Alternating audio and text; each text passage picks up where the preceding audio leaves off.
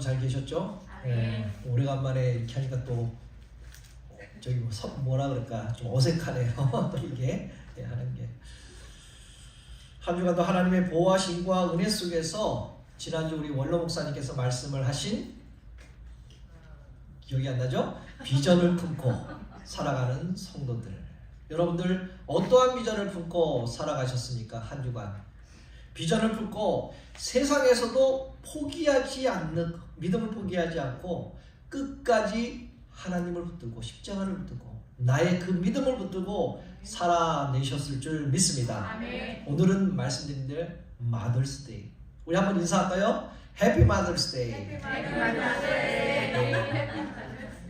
참 미국은 참 어떨 때는 화가 나요. 제가 왜 마더스, 파더스를 따로따로 하는가? 파더스데이는 저는 아무것도 없어요. 꽃 한 송이도 없습니다. 참 서운해요. 네. 어쨌든 그렇습니다. 교회절기로는 그래도 우리가 어버이주일이잖아요. 우리 남자, 여자 불구하고 우리 부모님들을 축복해주는 그러한 어버이주일입니다. 오늘 어버이들, 우리 다 어버이들이니까요. 행복하고 하나님의 축복 속에 살아가시기를 다시 한번 주님의 이름으로 축복합니다. 아멘. 세상에서 자녀를 가장 사랑하며 헌신하는 분이 있다면 누굴까요? 바로 아버지, 어머니, 바로 부모님이라는 것이죠. 또한 자녀가 병으로 아파하고 힘들어할 때 때로는 자녀가 화가 나서 막 소리 지르고 부모님한테 대들고 일쓰고 외면할 때도 끝까지 그 자녀를 이해하면서 감싸주면서 있는 분이 바로 부모님이라는 것이죠. 어쩌면 지금 이 세상에서 함께할 수 없는 부모님들도 계시고 또 그 반면에 지금 살아서 생존해서 계시는 부모님들도 계실 것입니다. 그래서 우리가 이 세상을 살아가면서 가장 소중한 이름이 있다면 아마도 그 이름은 어머니, 엄마가 아닐까 생각합니다. 그리고 내가 가장 그리워하는 사람의 이름을 한번 불러봐 라고 얘기했을 때 누구를 부를까요? 엄마라고 부를 것입니다. 그리고 나에게 가장 큰 사랑으로 베풀어 주시고 잘 양육해 주신 분이 바로 엄마라는 사실이에요. 그래서 제가 예전에 저한테 이렇게 사진이 올라왔던 건데요. 엄마라는 존재를 나이대별로 한번 편집을 해봤는데 먼저 4살에서 14살까지에 대한 나이입니다. 4살 때는 사랑스러워 엄마 5살 14살까지는 5살까지 그러는데 14살부터는 어떻습니까? 엄마한테 화를 내요. 아무것도 모르면서 왜 자꾸 간섭하느냐라고 화를 냅니다. 그리고 그 다음에는요 18살에서 35살까지에 대한 16살이 되면 어떡하죠? 나 독립할 거야 엄마. 나 나갈 거야. 그리고 27살 정도가 되게 되면 결혼들을 하잖아요. 그리고 싸웁니다. 남편과. 그래서 엄마 말이 맞았어요 라고 이 딸은 고백을 하죠.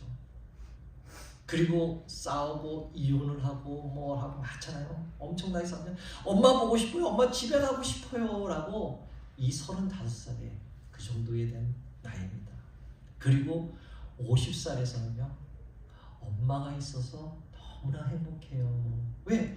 그 어려운 가정을 겪었잖아요. 어린 시절부터 결혼 생활까지. 그리고 65살이 되게 되면 어떻습니까? 나 엄마 꿈을 꿨어요. 꿈에서라도 엄마를 보고 싶습니다 라는 이러한 사진이었습니다. 이러한 엄마에 대한 그 그리운 그러한 사진이 한번 이렇게 맞춰봤습니다. 여러분들은 어떻습니까? 여러분들은 어렸을 때부터 또 청소년을 겪으면서 또한 나이를 드시면서 또한 지금 거의 이제 노년의 나이가 되었을 때 과연 엄마란 존재를 나는 어떻게 생각하고 있을까? 여러분들도 엄마 나 꿈에서 보고 싶어요. 그런 말들이 저절로 나오죠? 네, 저절로 나올 겁니다. 사랑하는 성도 여러분, 이 땅에 귀한 부모님을 허락하신 하나님께 감사하시기를 주님의 이름으로 축복합니다. 여러분 요즘 살아가기 어떻습니까? 힘드시죠? 예. 솔직히 말하면 막막하다라는 말이 이 목 끝까지, 목구멍까지 나올 것입니다. 그래서 우리는 무언가를 기다리고 살아가고 있죠. 어쩌면 심각한 그 경제 문제가 풀리기를 기다리기도 하고 있습니다. 언제쯤 기름값이 좀 내려갈까? 언제쯤 물가가 내려갈까? 어쩌면 내 가정이, 내 자녀가 자리 잡기를 기대하기도 합니다. 어쩌면 내가 앓고 있는 그 병이 좀 사라지기를, 나아지기를 바라면서 기다리고 있을 수도 있다라는 것이죠. 아무리 터널에 빠져나와도 또 다른 터널이 있다라는 것이죠. 이렇게 보이지 않는 문제들 때문에 우리가 정말 견디기 힘든 것은 그 고난 자체보다는 앞이 보이지 않는 그러한 인생, 바로 그 막막함이 아닐까 생각됩니다. 근데 여러분, 이 세상에 정말 귀한 것은요, 쉽게 드러나지 않는다라는 것이죠. 고귀한 보물일수록요, 어떻습니까? 아주 깊숙이 감춰져 있습니다. 여러분들의 그 귀한 보물들 어디 있습니까? 어디? 장롱 그 깊숙이, 옷장 깊숙이, 어쩌면 냉장고 그 안에 깊숙이 숨겨져 있잖아요. 네. 그래서 예수님께서는요, 마태복음 13장 44절에 이렇게 말씀합니다. 함께 읽어보겠습니다. 천국은 마치 사람이 이를 발견한 후 숨겨두고 기뻐하며 돌아가서 자기의 소유를 다 팔아서 그 밭을 샀느니라. 천국을 비유했는데요. 여러분, 감추인 보화가 과연 무엇인가? 저는 이 말씀을 생각하면서 감추인 보화가 참 무엇인가 했을 때 고난이라는 것을 생각해 봤습니다. 고난이 나의 감춰져 있던 축복이 아닌가. 그래서 오늘 말씀 제목이 그렇잖아요. 찾아온 고난 속에 감추어진 축복. 출애굽기 5장을 보면요, 이 바로 왕이 있는데 이 바로가 가장 큰 실수를 한 것 중에 하나가 고난의 유익을 무시해 버린 것입니다. 바로는 이스라엘 민족에게 고난을 가하면 가할수록 이 사람들이 나에게 돌아오게, 나의 순종하게 복종하겠지라고 생각했지만은 하나님의 역사가 멈출 것이라고 생각하지는 않았다라는 것이죠. 그러나 고난의 겉만 보았지 고난 속에 있는 하나님의 파워는 보지 못했던 것입니다. 그래서 고난의 유익을 무시했던 것이죠. 실수한 것이죠. 심지어는 이스라엘 자손도 출애굽기 5장 19절에 이렇게 보았습니다.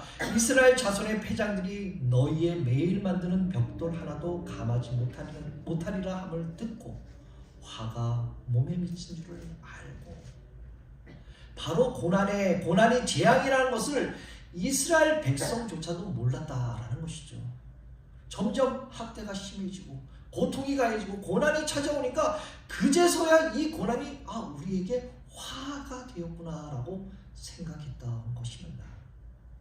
그렇다면 이스라엘 백성에 당한 고난이 그들에게 재앙이었을까? 아니면 축복이었을까? 결론을 말한다면 재앙이 아닌 축복이었다라는 것이죠.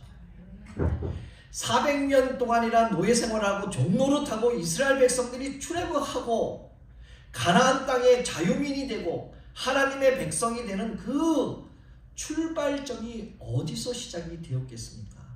바로 처음에는 고난에서부터 시작이 되었다라는 것이죠. 그런 의미에서 고난을 본다면 고난은 감추어진 하나님의 은혜인 줄 믿습니다. 그런데 믿는 사람들 중에서요, 이런 사람들이 참 많더라고요. 예수만 믿으면 고난이 없다. 만사 형통할 것이다 라는 그러한 그 짧은 믿음을 가지고 있는 사람이 너무 많다는 것이죠. 예수만 믿으면,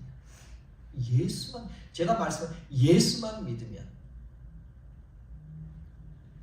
시험이 없는 평탄한 삶은 성도의 가장 이상적인 삶으로 그러한 해석을 한다는 것이죠.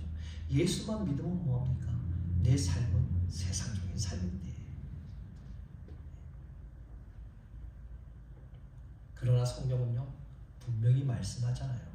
평탄한 삶이 아니라 시험과 환난을 이기는 하나님의 백성다운 삶을 살아야 축복이다라고 성경은 분명히 말씀하고 있습니다. 혹시 여러분들은 지금까지 인생을 살아가면서 하나님께 대한 감사를 느낄 때가 얼마나 많았습니까? 언제였나요? 바로 역경을 극복할 때가 감사가 되지 않았습니까? 견디기 힘든 고난과 시험을 이겼을 때가 바로 하나님께 감사하지 않았습니까? 진정한 감사는요, 우리가 어려움을 당해보고 그 깊은 어려움에서 벗어난 경험이 있어야만 생겨난다라는 것이죠. 그 진정한 감사는. 다시 말해서 어려움의 위기를 극복한 경험이 있는 사람만이 진정으로 감사하는 의미를 알 수 있다라는 사실입니다. 오늘 본문에 나오는 에돔 사람들이 그랬습니다. 오늘 본문은요, 본문 오바댜, 이 소선지서에 속하는 책인데요, 오바댜라고 얘기할 때 어쩌면 그게 성경이야 라고 생각하시는 분도 없지 않아 있을 것입니다. 어디에 있는데 아무리 찾아봐도 없어 라고 하시는 분들도 있을 것입니다. 오바댜는 단 한 장으로 되어 있죠. 21절로 끝나고 되어 있습니다. 구약 성경에서 가장 짧은 성경 말씀이라는 것이죠. 오바댜는 에돔을 치기 위해서 하나님이 그 사자를 열국 중에 보내셨다라는 말씀으로 시작하고 있습니다. 그래서 오바댜의 뜻은 히브리어로 여호와의 종이다라고 의미하고 있습니다. 오바댜는 그가 살고 있던 유다와 가장 가까운 나라인 그 에돔 족속을 향한 심판을 내리고 있는 말씀입니다. 하나님은 오바댜 선지자의 입을 통해서 에돔을 심판하시고 이스라엘의 영광을 회복시켜 주실 것을 말씀하고 있습니다. 다시 말해서 악인이 겉으로 보기에는 번창하고 찬성할 것 같지만 하나님의 공의가 살아있기 때문에 악인은 반드시 심판받게 된다는 말씀을 하고 있는 것입니다. 그리고 택한 백성인 이스라엘 백성을 향한 하나님의 회복을 당당하게 선포하는 말씀이라는 것이죠. 그래서 오바댜는 하나님과 이스라엘에 대항하는 범죄한 에돔을 정죄하기 위한 하나님이 사용하신 선지자 그 오바댜를 사용했던 것이죠. 그렇다면 오늘 본문에 나오는 그 에돔 사람은 과연 누구인가? 여러분들이 잘 알고 계시겠죠. 바로 에서의 후손이라는 것이죠. 이스라엘 사람들은 누군가요? 그 에서의 쌍둥이 동생 야곱의 족속이잖아요. 후손들이잖아요. 야곱과 그 에서 사이에 그 형제들 싸움에 1000년 동안이란 그 싸움 동안에 그들의 후손에게까지 대대로 연결이 되어 있습니다. 그 영향을 미치고 있습니다. 아울러서 의인이 지금도 고난을 받은 것 같지만 결국 의인을 잊지 않으시고 돌보시기 때문에 나중에는 의인의 영광이 드러낸다라는 사실을 하고 있는 게 바로 오바댜라는 것이죠. 사랑하는 성도 여러분, 아픔을 겪어본 사람이 아픈 자를 품어줄 수가 있잖아요. 그런데 아픔을 품지 않는 사람들은 바로 오늘 나오는 그 에돔 사람과 같다라는 것이죠. 그 에돔 사람이 된다라는 것입니다. 이 세상에 아무 문제가 없는 사람들이 없잖아요. 그러기에 우리가 품고 있었던 그 아픔을 가지고 최선을 다해 사명 감당을 한다는 것을 우리는 절대 잊지 마시기를 바랍니다. 오늘 본문을 보면요, 에돔 사람들은 이스라엘 백성들이 망하는 것을 오늘 본문 12절을 보면 알 수가 있습니다. 아주 크게 좋아하고 기뻐합니다. 한번 읽어볼까요? 쉬운 성경 버전으로 읽겠습니다. 내 형제가 당하는 것을 보고 비웃지 말라. 유다가 망하는 것을 보고 기뻐하지 말라. 유다 백성이 어려움에 빠진 것을 보고 우쭐대지 말라. 오늘 이렇게 말씀하고 있는데요, 이스라엘 그 에돔 족속들은, 에돔 사람들은 유다 백성들, 이스라엘 백성들이 무너지고 있는 것을 너무나 기뻐했습니다. 그것도 입을 크게 벌리고. 철천지 원수가 망하는 것을 너무나 기뻐했다는 것이죠. 오늘 본문인 오베나를 자세히 보면 결과적으로 이스라엘 백성에 임했던 이 고난이 오히려 하나님 앞에서는 은혜가 되었다라는 사실입니다. 그렇다면 왜 우리가 당한 모든 고난이 하나님 앞에서 은혜가 되겠습니까? 왜 그 고난을 통해서 축복을 바꾸는 비결이 될 수가 있겠습니까?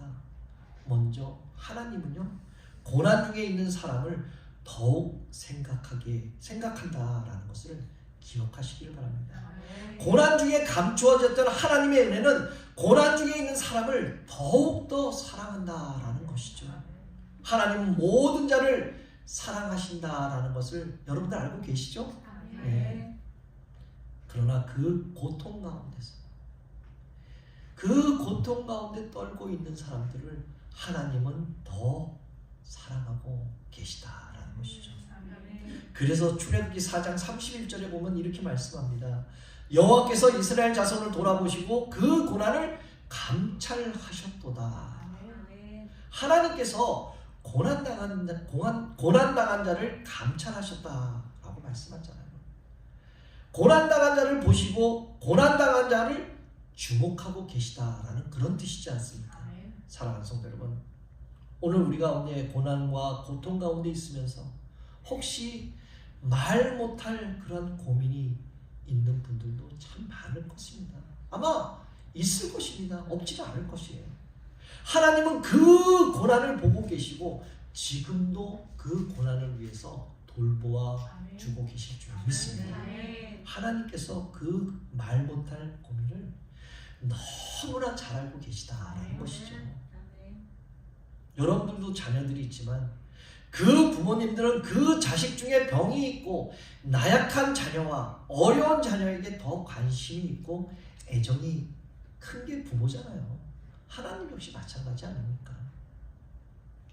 연약한 가운데 있고 어려운 가운데 있는 주님의 자녀들에게 몇 배의 관심과 애정을 더 쏟는다라는 것이죠. 한마디로 말한다면요, 그대로 품는다라는 것입니다. 제가 2주 전에 갈비뼈가 2개가 부러져 갖고 병원에 입원을 했었잖아요. 병원에 있을 때 이런 생각이 좀 났습니다. 옛날 그런 생각이 있었는데, 옛날에 어렸을 때 아픈 친구들이나 아픈 사람들을 보면 나도 아파봤으면 좋겠다 라고 생각했어요. 그런 어렸을 때. 왜요? 병상에 누워있으면 누군가 꽃을 사들고 병문안을 옵니다. 또 누군가 내가 좋아하는 파인애플 통조림, 그 황도, 백도 그 통조림을 사들고 와요. 그것도 또 먹여줍니다. 그게 너무나 부러웠었어요. 제가 어렸을 때. 근데 요번에도 그런 생각이 잠깐 났었는데, 혹시 여러분들이 이런 경험이 없어요? 예전에? 네? 그런데 그 어린 시절에 생각났던 것들을 딱 생각해보면 누군가 올까라고 생각했는데, 황도 통조림, 파인애플 통조림을 사갖고 온 분은 한 분도 없었다라는 것이죠. 기대하고 있었는데. 예.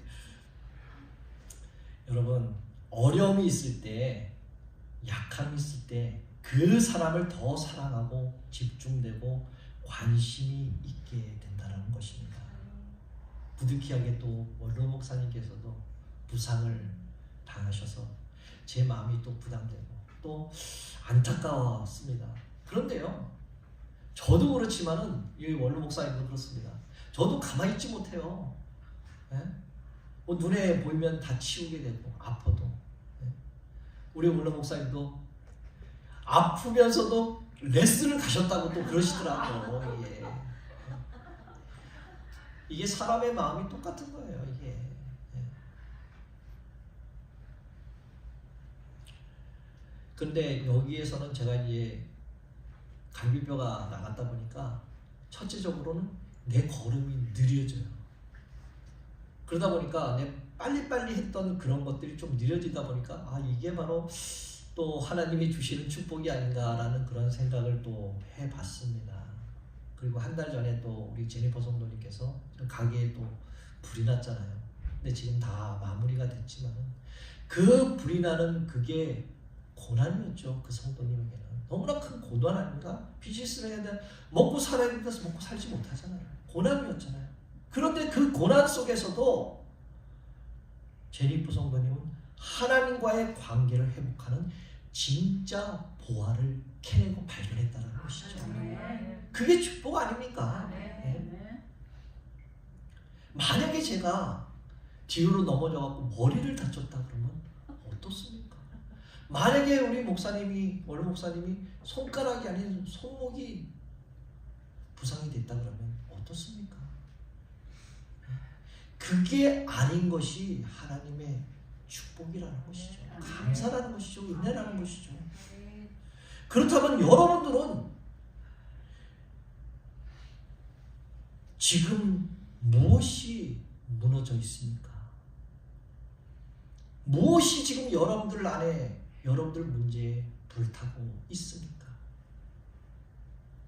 여러분들이 어려움을 당하면 당할수록 하나님의 관심이 깊어진다라는 사실을 믿으시길 바랍니다. 여러분들이 어려움을 당하면 당할수록 하나님의 사랑은 더 깊고 더 하나님께 봐주신다라는 것이죠.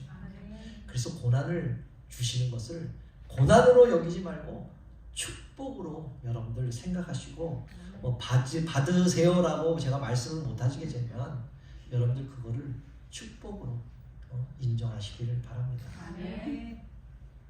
사랑하는 성도 여러분, 우리 기독교에서 제일 중요한 것이 무엇입니까? 바로 사랑이잖아요. 사랑. 사랑 하나를 배우기 위해서 얼마나 많은 노력을 합니까? 아주 보잘것없는 그 하나를 배우기 위해서 여러분들은 얼마나 많은 시간을 투자하고 얼마나 많은 그러한 헌신이 필요하겠습니까? 우리 키보드 치는 우리 사모님, 또 기타 치는 우리 집사님, 카운 치는 우리 권사님, 얼마나 많은 노력을 했겠습니까? 시간을 많이 투자해서. 우리 또 싱어들이 있지 않습니까?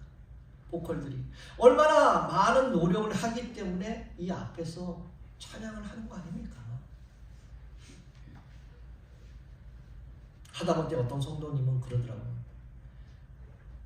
내가 11조 하나를 배우는데 10년이 걸렸습니다 라는 성도님도 있습니다. 이렇게 많은 그 헌신과 노력이 있어야 된다라는 것이죠. 그런데 하나님은요, 이 중요한 사랑을 깨우치기 위해 쓰시는 최고의 원자탄 같은 폭탄이 과연 무엇인가? 바로 아픔이라는 것이죠. 아픔. 그러므로 고난을 받고 아픔이 있는 사람은 사랑할 수 있는 그릇으로 변화된다라는 것입니다. 과거에 하나님 앞에 쓰임받는 사람의 특권을 한번 이렇게 생각을 해보십시오. 성경을 한번 생각을 해보십시오. 그 모든 사람들은 하나같이 아픔이 있고 고난이 있었다라는 것이죠. 바로 그 고난을, 그 고통을 통과하면 그 사람은 어떤 변화가 있겠습니까? 바로 받을 그릇이 커진다라는 것이죠. 이것이 바로 고난에 주는 최고의 유익이라는 것입니다. 고난과 아픔을 통하여 사랑의 사람으로 변화가 되시기를 주님의 이름으로 축복합니다. 예수님이 과연 어떤 분이었습니까? 여러분들 잘 알잖아요. 연약하고 고난 중에 있었던 분 아닙니까? 예수님께서 고난당한 사람을 보면 어떻을까요? 동질된 느낌을 받았다는 것이죠. 왜 그랬을까요? 예수님께서 아픔을 당하셨잖아요. 예수님은 배신까지 당했잖아요. 제자들에게 고초와 고난을 십자가에 당했습니다. 온갖 상처들, 인간들의 그 어려움, 제자들마다 떠나가는 그런 어려움 다 당했잖아요. 어쩌면 예수님의 이 가슴에 혹시 시퍼런 멍이 들지 않았을까? 예수님은 이 모든 고통을 당하시고 주의 백성에게, 특히 고난당한 자들에게 사명을 주셨습니다. 어떤 사명이요? 아픔과 고난을 당한 백성을 풍부하는 그러한 사명을 주셨다라는 것이죠. 그래서 사도 바울은요, 고린도서 1장 4절에 이렇게 고백을 합니다. 함께 읽겠습니다. 우리의 모든 환난 중에서 우리를 위로하사 우리로 하여금 하나님께 받는 위로로서 모든 환난 중에 있는 자들을 능히 위로하게 하시는 이시로다. 아멘. 하나님께서는 우리에게 아픔을 주신 이유가 과연 무엇일까? 바로 사명 감당을 하라는 것입니다. 그렇다면 하나님 앞에서 우리가 가져야 할 것이 과연 무엇일까? 어떤 것을 가져야 할 것인가? 바로 연약한 것을 품어야 한다라는 것이죠. 그 연약한 것, 연약한 사람들, 이 모든 것을 우리가 품어야 하나님이 주신 그 사명을 잘 감당할 수 있는 줄 믿습니다. 사랑하는 성도 여러분, 아픔을 통하여 하나님의 마음을 깨닫고, 아픔을 통하여 하나님의 사랑을 깨닫고, 그 아픔을 통하여 다른 사람을 품을 수 있는 그러한 당당한 사명자가 되시기를 다시 한번 주님의 이름으로 축복합니다. 아멘. 사랑하는 성도 여러분, 고난은요 하나님을 찾게 만드는 것을 우리는 기억해야 할 줄 믿습니다. 고난 속에 감추어진 중요한 사실은요, 우리가 어려운 가운데 처해 있을 때 바로 하나님을 찾는다라는 것이죠. 여러분들 고난 안 당하면 하나님 절대 안 찾아요. 고통이 없으면, 어려움이 없으면 안 찾습니다. 그게 우리들 아닙니까? 그래서 본문 1장 14절에 이렇게 말씀하고 있습니다. 고난의 날에 그 남은 자를 대적에게 붙이지 아니할 것이다. 쉬운 성경 버전이, 도망하는 사람들은 죽이려고 갈림길에 지키려고 서 있지 마라. 재앙을 만난 날에 살아남은 사람들을 사로잡지 마라 라고 말씀하잖아요. 이 말씀은 결국 고난 당하는 자는 하나님께서 찾게 된다라는 그러한 말씀입니다. 왜 찾을까요? 하나님께서 그렇게 인도하시기 때문입니다. 세상 가운데 모든 것이 중요하다고 할지라도 이 하나님을 알지 못하면 재앙이 될 수 있다는 것이죠. 고난은 저희 기도를 전혀 모르는 사람에게 기도를 가르쳐주게 하시고, 이 고난을 모르는 사람들에게 잃어버린 것들을 또한 찾게 하시고, 이 고난 가운데 하나님을 더 찾게 한다라는 것이죠.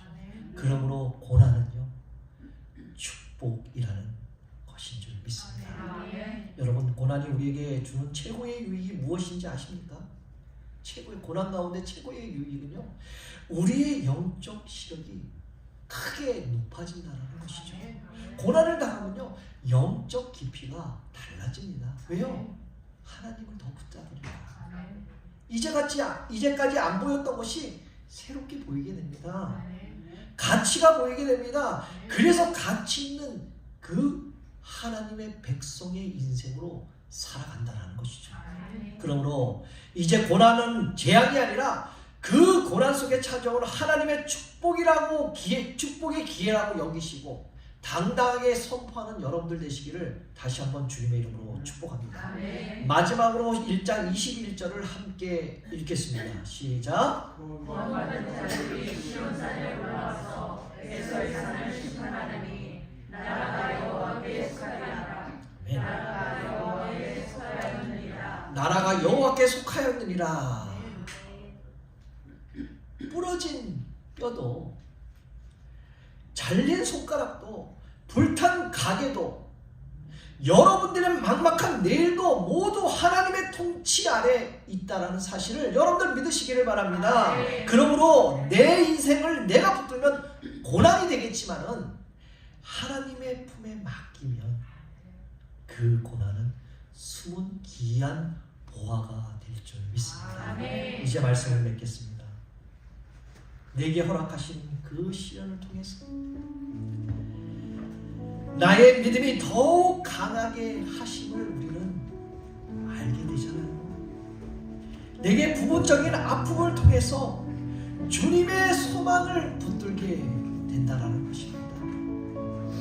나는 믿네 주의 능력으로 내 삶을 새롭게 되심을 믿습니다. 사랑하는 성도 여러분, 주의 능력으로 담대히 살아가시기를 주님의 이름으로 다시 축복합니다. 이제 고난이 올 때 하늘을 바라보십시오. 고난이 올 때 십자가를 붙드십시오. 견디기 힘든 고난이 올 때 절대 물러서지 않고 정말 하나님과 친밀한 관계 속에서 기도함으로 말미암아 이번 한 주간 어떤 고난이 있더라도 그 고난은 나에게 찾아온 축복이라고 여러분들 믿으시고 그 고난을 이기시는 여러분들이 되시고 소망하고 매일매일의 고난의 삶의 현장에서 감추어진 그 축복을 찾아서 주의 능력으로 담대히 살아가시는 우리 모든 성도님들 되시기를 다시 한번 예수 그리스도 이름으로 축복합니다.